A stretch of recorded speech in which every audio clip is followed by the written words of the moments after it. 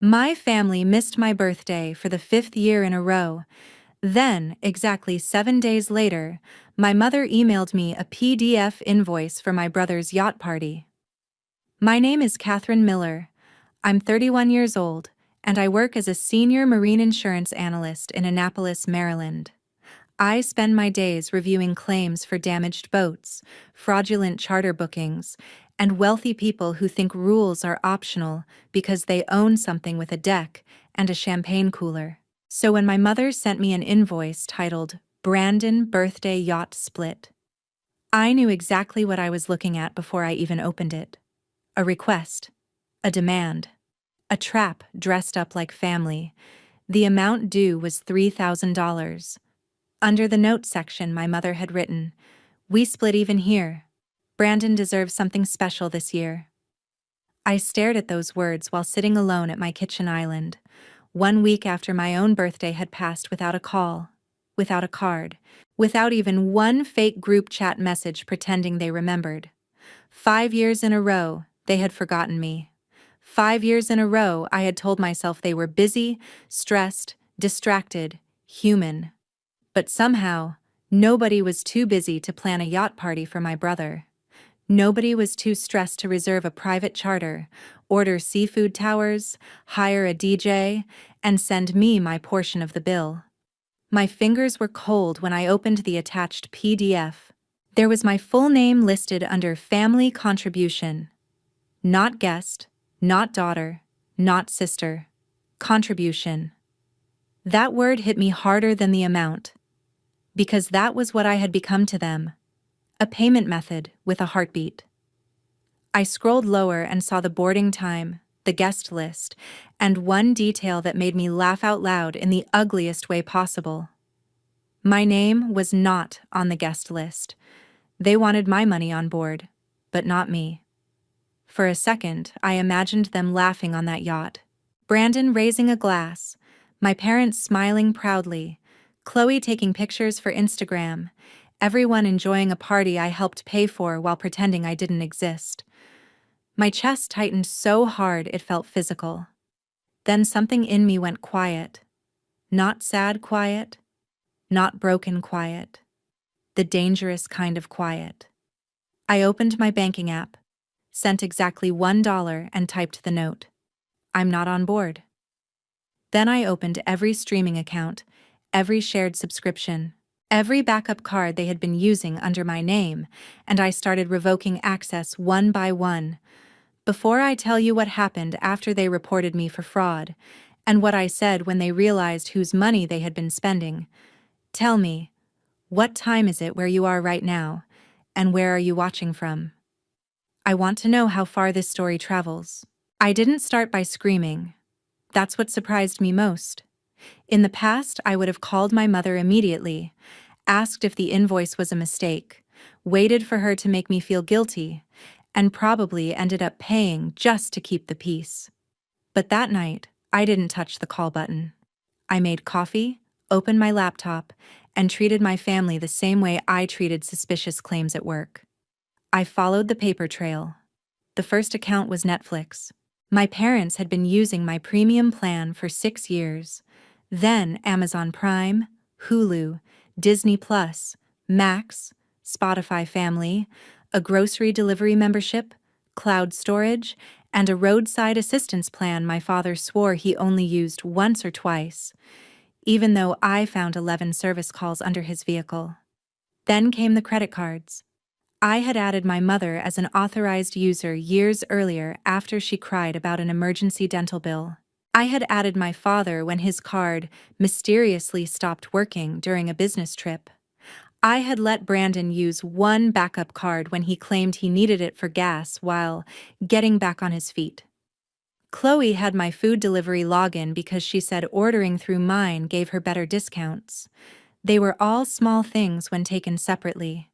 Together, they were a quiet little empire built on my unwillingness to disappoint them.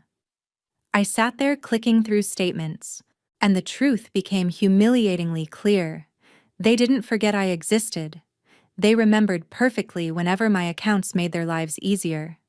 I canceled the authorized users first. Then I froze the backup cards.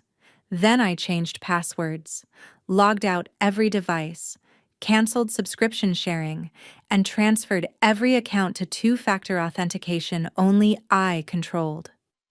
With each click, I felt something strange, grief and relief at the same time.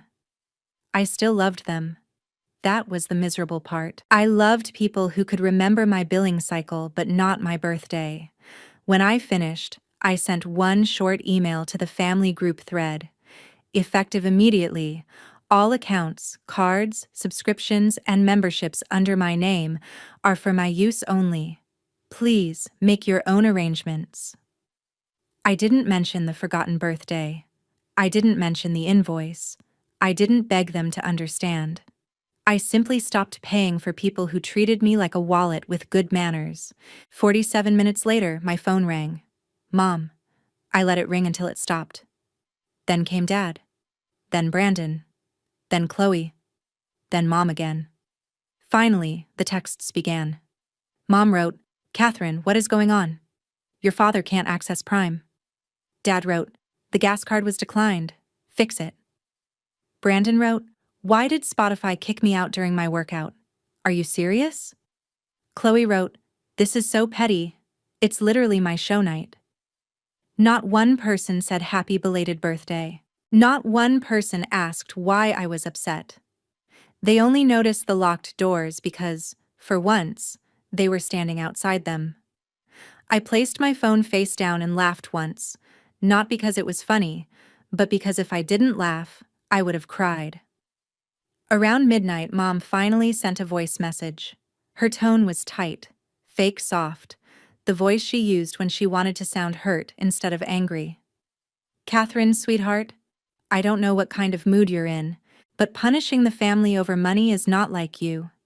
Brandon's birthday is important. You know how sensitive he is. I replayed it twice. Sensitive. Brandon was sensitive. I was apparently a utility company. I picked up the phone and typed back. My birthday was important too. 3 dots appeared, disappeared, appeared again. Then Mom replied, don't start drama over that again. That was the moment my last bit of hesitation died. By morning, the family group chat had turned into a courtroom where I was both the defendant and the crime. My father opened with, you embarrassed your mother last night. She couldn't finish ordering decorations because your card was declined. Brandon followed with, nobody asked you to act psycho over a birthday. You're 31, not 7. Chloe added, you always do this. You wait until something is about Brandon, then make it about you. I stared at the screen, stunned by how quickly they found a way to make my boundaries sound like an attack. Then Dad called. This time, I answered. Catherine, he said. No greeting, no warmth. Turn everything back on. No. Silence. Then his voice dropped. Excuse me? No, Dad. I'm not paying for the yacht party. I'm not funding your subscriptions. I'm not keeping cards active for people who don't respect me. He exhaled sharply, like I was an employee refusing a direct order. We raised you better than this. I almost smiled. You raised me to be useful. That's different. His voice hardened. Don't get clever. Your mother is crying, Brandon is stressed, and Chloe says you're ruining the whole week. Interesting, I said. My birthday was last week. Did anybody cry then? He didn't answer. That silence was louder than any apology would have been. Then he said the sentence that confirmed everything. Your birthday isn't the issue right now. My hand tightened around the phone. Exactly. He tried again, angrier now. Family helps family. Family also remembers family? You're being ungrateful. For what? I asked. For being ignored 5 years in a row and invoiced for a party I wasn't invited to? He stumbled for half a second, which told me he knew. He knew I wasn't on the guest list. That was probably an oversight. No, Dad. An oversight is forgetting extra napkins. Leaving your daughter off the guest list while billing her $3,000 is a choice. He snapped. You have always been dramatic. Then Brandon grabbed the phone, or maybe Dad handed it to him because he thought the golden child could charm me back into obedience. Cat, come on, Brandon said, using the nickname I hated because he only used it when he wanted something. It's just $3,000. You make good money. Why are you being weird? Because I'm not your sponsor.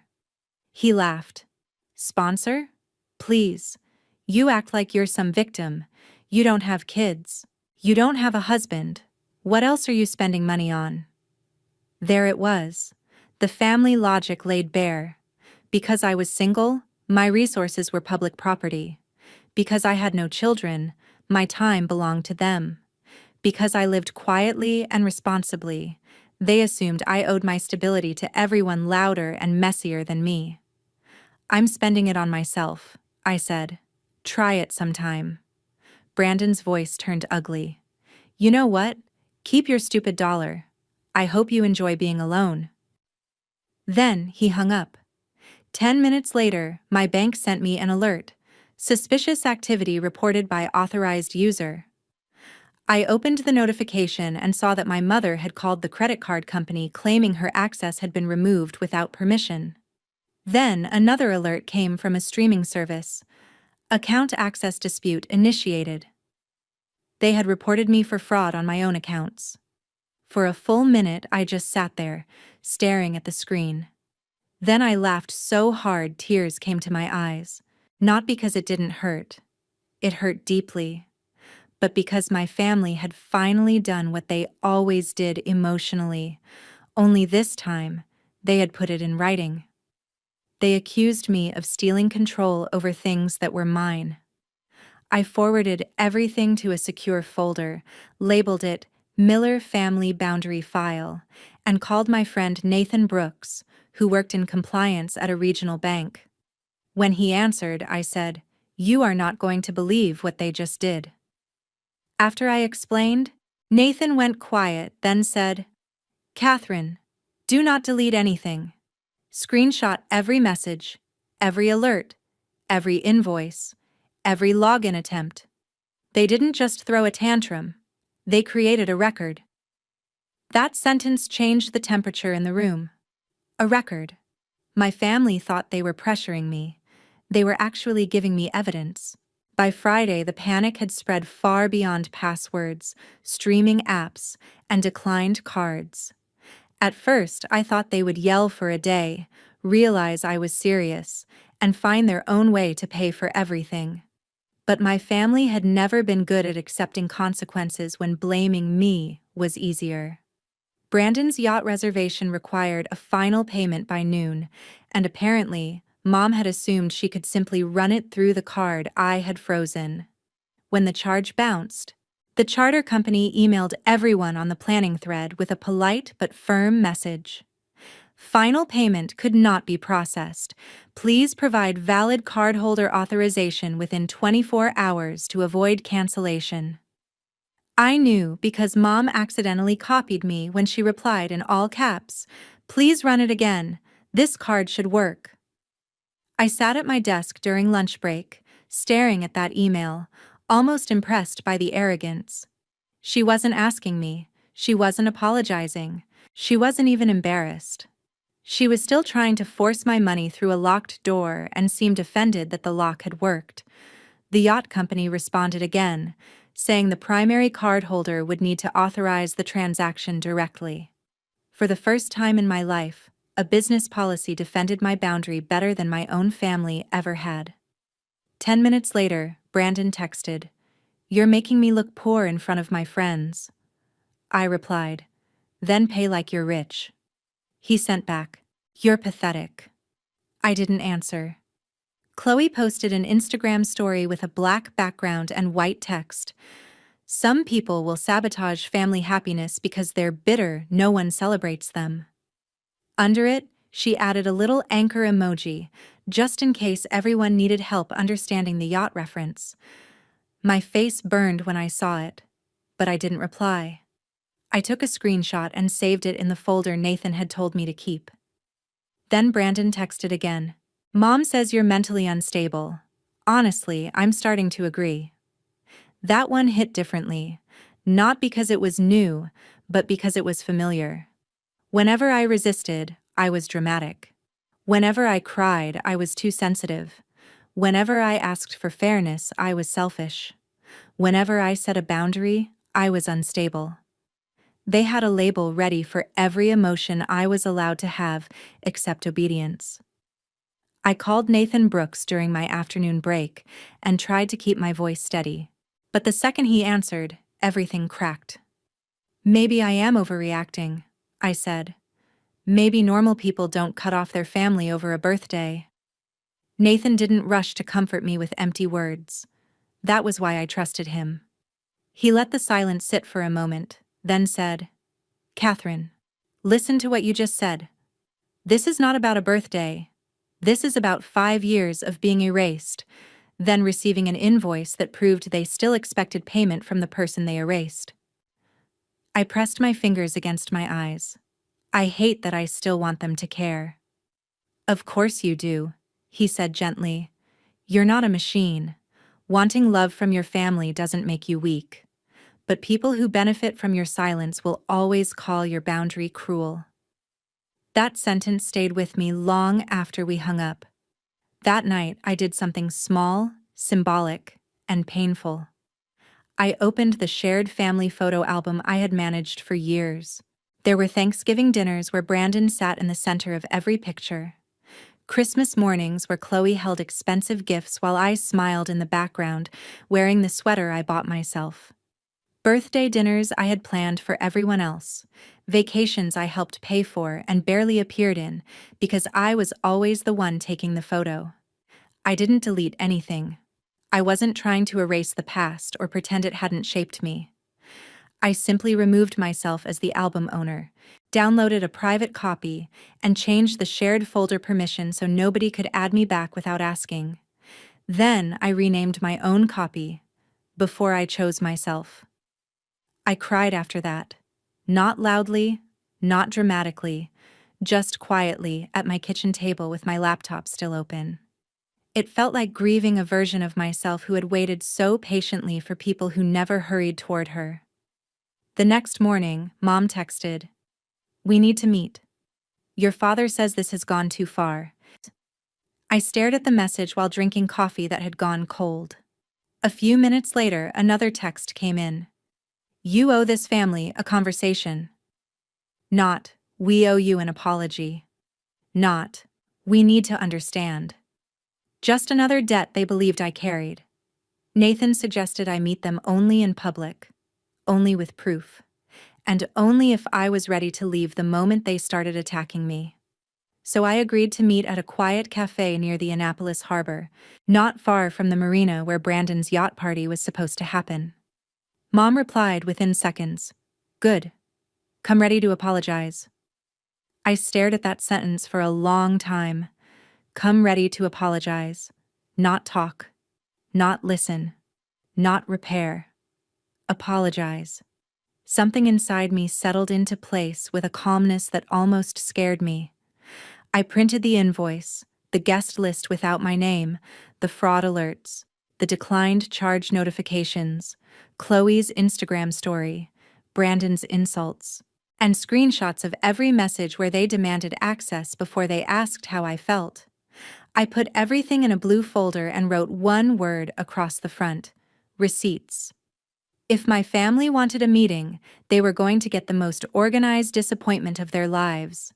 They were already seated when I arrived, which somehow made the whole thing feel staged. Mom wore her pearl earrings and a cream cardigan, the outfit she chose whenever she wanted to look wounded, respectable, and impossible to blame. Dad sat beside her with his arms crossed, jaw tight, staring at the door like he had been waiting to discipline a late employee. Brandon was scrolling on his phone, sunglasses pushed onto his head, dressed like a man whose party had not just been financially rescued for years by the sister he mocked. Chloe had one leg crossed over the other, her lips pressed together in a thin line of irritation before I even sat down. No one stood. No one hugged me. No one said happy belated birthday. That absence landed on the table before any of us spoke. I placed the blue folder in front of me and sat down slowly. Mom began immediately. "Catherine, this behavior has been cruel." I almost laughed. Of all the opening lines I had imagined, that one was the most predictable. "Good morning to you too," I said. Dad leaned forward. "Don't be sarcastic. You froze cards, disrupted household accounts, humiliated your brother, upset your mother, and forced her to deal with fraud departments." "I didn't force her to report fraud on accounts she doesn't own." Mom's face tightened. I was confused. "No," I said calmly. "You were angry your free access ended." Brandon finally looked up from his phone. Oh my God. Here we go. St. Catherine and her tragic little birthday. My throat tightened, but I didn't let my face change. I opened the folder and slid the first page across the table. "This is the invoice you sent me, $3,000. Mom barely glanced at it. "We were all contributing." I slid the second page forward. "This is the yacht guest list. My name isn't on it." Chloe shifted in her chair. Dad looked at Mom. Brandon stopped pretending to text. For the first time since I arrived, nobody had an instant answer. I let the silence stretch long enough for them to feel it. Then I said, "You didn't forget to invite me. You remembered to bill me. That means I existed to you as a payment source, not a person." Mom's eyes narrowed. That is a very ugly way to interpret a simple mistake. I pulled out the screenshots and laid them one by one on the table like evidence in a trial. This is Brandon calling me psycho. This is Chloe saying I sabotage family happiness. This is Dad telling me my birthday isn't the issue. This is you telling me not to start drama over being forgotten for the 5th year in a row. This is the fraud alert after you tried to report me for removing access to my own accounts. And this is the declined yacht payment you tried to run after I had already told you no. Dad reached toward the papers, but I held them down with one hand. "No, you're going to listen." His face reddened. "You don't talk to your father like that." "Then act like one." The words came out quieter than I expected, but they hit hard. The table went completely still. Even the cafe around us seemed to fade into the background, cups clinking, espresso steaming, chairs scraping softly against the floor. Mom whispered, "How dare you?" I looked directly at her. "No, Mom, how dare you? How dare you teach me that love meant being useful?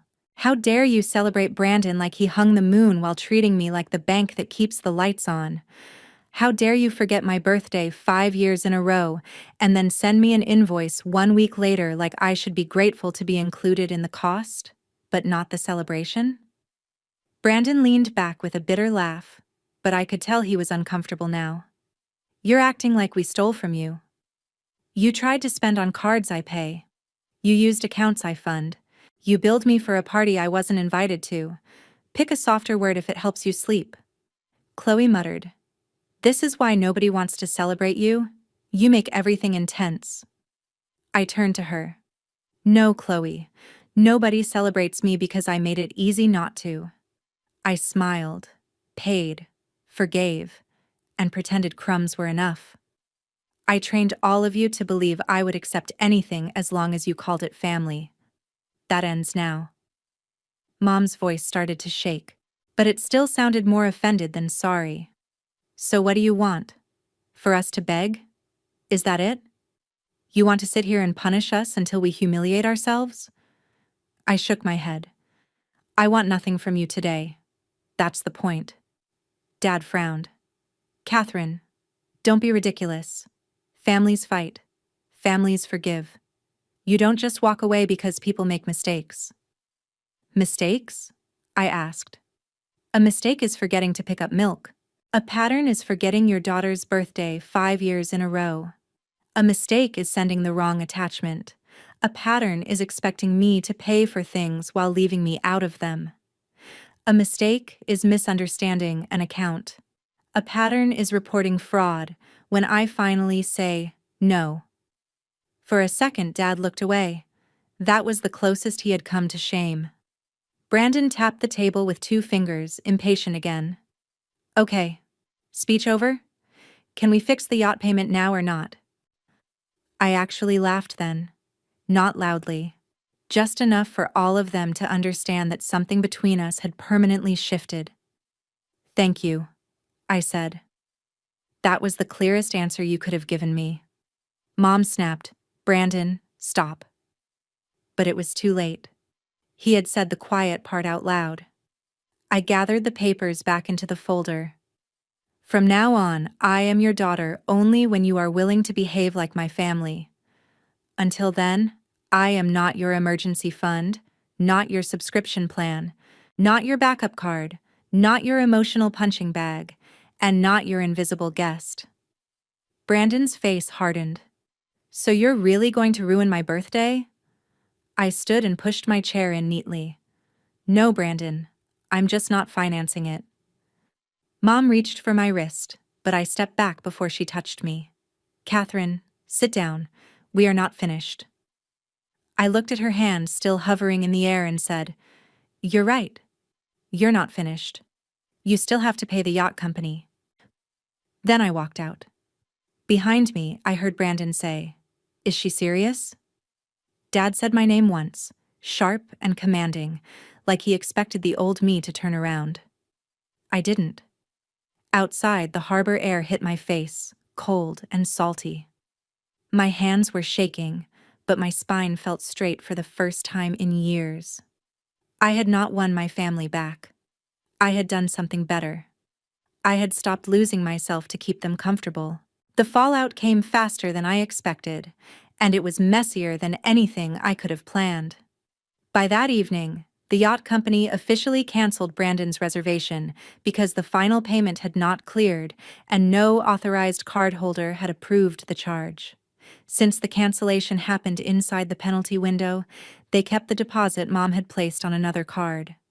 Brandon lost the yacht, Mom lost the deposit, and the family lost the illusion that my money would quietly appear whenever their pride required it.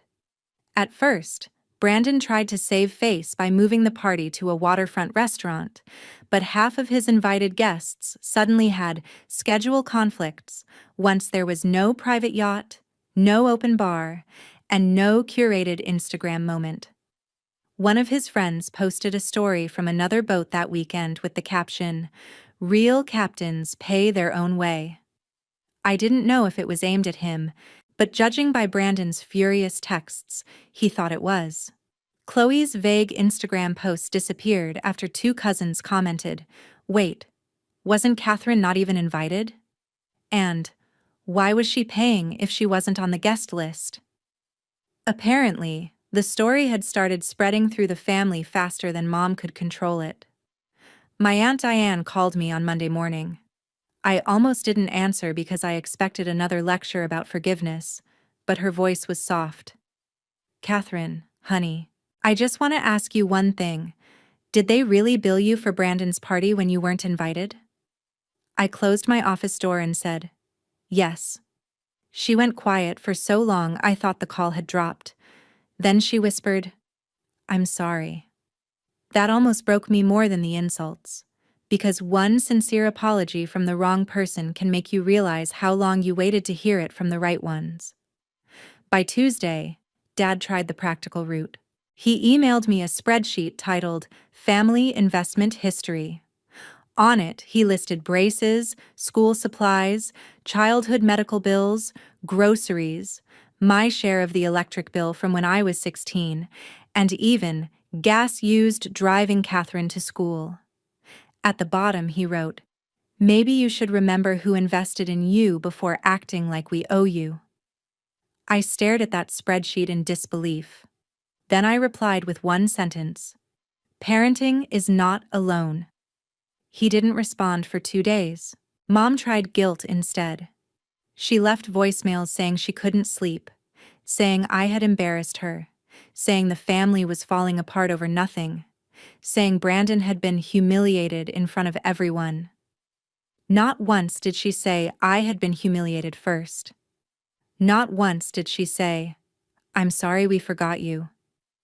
Brandon tried anger. He texted, "Hope being right feels good when you die alone." Then, 10 minutes later, he sent, "You're seriously not going to help fix this?"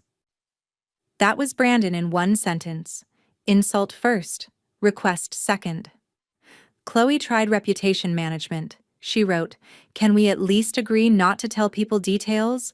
This makes everyone look bad." I replied only to that one. Then everyone should have behaved better. After that, I did exactly what Nathan advised. I sent one formal email to all four of them. Because fraud was reported on accounts under my legal name, and because attempted charges were made without my authorization, I am documenting all communication going forward. Do not use my payment information, accounts, memberships, identity, address, or personal details for any purpose. Any future attempt will be treated as unauthorized. The silence after that email was almost beautiful. Not peaceful exactly, but clean, like a room after smoke finally clears. For 2 full weeks, I blocked their numbers and let myself live inside my own life without being interrupted by someone else's emergency. I went to work. I cooked dinner. I slept through the night without waking up to angry messages. I took long walks by the harbor and watched boats move across the water without feeling that twist in my chest. I bought myself the birthday gift I had wanted for years, a weekend sailing course. Paid for by me, attended by me, celebrated by me. On the second day, while the instructor showed me how to adjust the mainsail, I realized something that made me smile in spite of everything. I had spent years waiting for my family to put me on board, but maybe the lesson was simpler than that. I could captain my own boat. Near the end of the second week, a handwritten letter arrived in my mailbox. Not a text, not a voicemail, not a dramatic group message. A letter. It was from Mom. I almost threw it away, but something made me open it at my kitchen table. The first line said, "I am writing this because calling you would let me interrupt you, and I have interrupted you enough." I read that sentence 3 times. The letter was not perfect. It still had defensive corners and careful wording. But for the first time, she admitted the truth plainly. She wrote that they had centered Brandon for years. She wrote that they had treated my reliability like permission. She wrote that they had remembered what I could provide more often than they remembered who I was. Dad sent a separate letter 2 days later. His was shorter, stiffer, and clearly painful for him to write. But one line mattered. "You were right. Parenting was not alone, and I was wrong to make it sound like one." Chloe sent a message from a new number saying she had deleted her posts and told 2 cousins the truth. She also wrote, "I don't think I understood how much we used you until you stopped letting us." Brandon sent nothing. No apology, no explanation, not even a fake peace offering. And honestly, that silence taught me something too. Some people miss your benefits before they miss your presence. You have to know the difference. Then Mom asked for one meeting. I agreed, but only under 3 conditions. No Brandon, no money discussion, and no pretending the yacht party was the real problem. Because it never was. The yacht was just the thing that finally made the truth too expensive for them to ignore. We met at the same harbor cafe, but this time only Mom, Dad, and Chloe came.